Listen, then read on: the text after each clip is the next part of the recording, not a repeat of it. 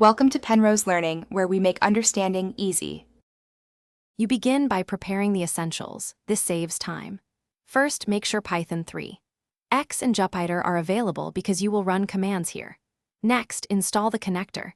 Pip install MySQL connector Python. This gives you the driver. Once done, jot down your MySQL host, port, username, password, and target database. You will use them in code. Now open a new notebook cell and import the connector library to start the connection sequence.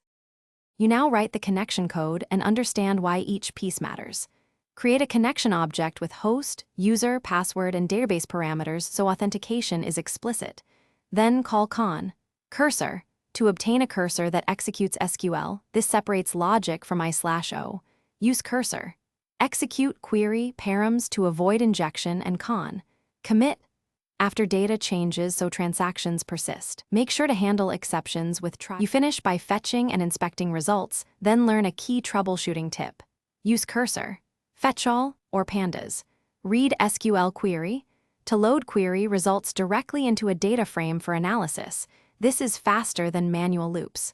Close connections when done to free resources.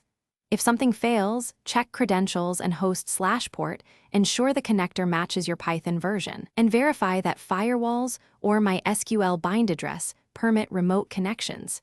This step resolves most connection issues.